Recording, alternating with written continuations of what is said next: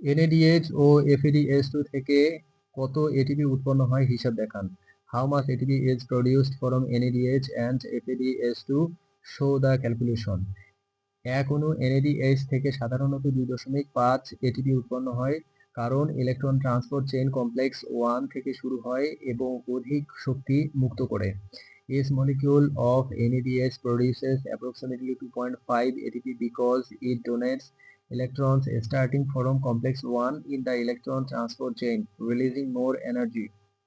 একইভাবে FADH2 থেকে 1.5 ATP উৎপন্ন হয়, কারণ এটি কমপ্লেক্স 2 থেকে ইলেকট্রন সরবরাহ করে যা কম শক্তি মুক্ত করে। Similarly, each FADH2 molecule yields about 1.5 ATP as it donates electrons starting from complex 2, releasing less energy. এই এটিপি উৎপাদনের হার কোষের প্রয়োজনীয় শক্তি সরবরাহ গুরুত্বপূর্ণ ভূমিকা পালন করে, প্রায় 34 থেকে 36 এটিপি উৎপাদনে অবদান রাখে। These ATP yields play vital roles in cellular energy supply, contributing to the production of about 34 to 36 ATP molecules per glucose. সুতরাং NADH থেকে পাওয়া এনার্জি বেশি হওয়ায় তার এটিপি উৎপাদন বেশি হয়, যা শক্তি দক্ষতার একটি সূচক। Therefore, NADH results in more ATP production due to its higher energy yield, indicating energy efficiency. উদাহরণস্বরূপ, মাইটোকন্ড্রিয়ার NADH 2.5 এটিপি তৈরি করে এবং FADH 1.5 এটিপি তৈরি করে, যা শ্বসনের শক্তি উৎপাদনের মূল উৎস। For instance, NADH generates 2.5 ATP and FADH2 produce 1.5 ATP in mitochondria, serving as the main energy source in respiration.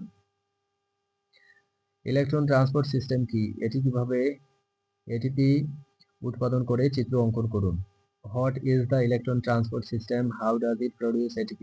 Draw a diagram. Electron transport system হলো মাইটোকন্ড্রিয়ার অন্তঃস্থলিতে অবস্থিত একটি প্রোটিন ও অণুর ধারাবাহিক ব্যবস্থা, যা NADH ও FADH2 থেকে ইলেকট্রন গ্রহণ করে পর্যায়ক্রমে কমপ্লেক্স গুলোতে স্থানান্তরিত হয়।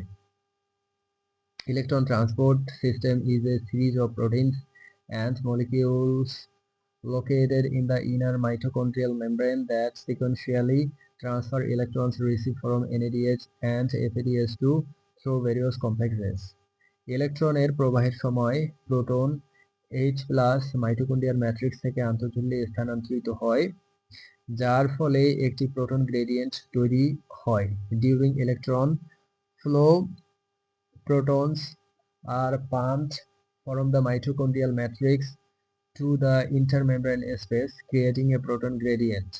এই প্রোটন গ্রেডিয়েন্ট এটিপি সিনথেস এনজাইমের মাধ্যমে এটিপি এবং অন্তঃঝিল্লীয় ফসফেটকে এটিপিতে রূপান্তরিত করে, যা বিজাতীয় ফসফোরাইলেশন নামে পরিচিত। This proton gradient derives ATP synthase enzyme to convert ADP and inorganic phosphate into ATP, a process known as oxidative phosphorylation. অবশেষে ইলেকট্রনগুলো অক্সিজেনকে গ্রহণ করে পানি উৎপন্ন করে, যা পুরো প্রক্রিয়ার শেষ ধাপ। Finally, electrons are accepted by oxygen producing water, which is the final step of the process. উদাহরণস্বরূপ, NADH ও FADH2 থেকে মুক্ত ইলেকট্রন কমপ্লেক্স 1-2 তে প্রবেশ করে প্রোটন পাম্পিং কার্যক্রম শুরু করে, যা এটিপি উৎপাদনের মূল উৎস হিসেবে কাজ করে।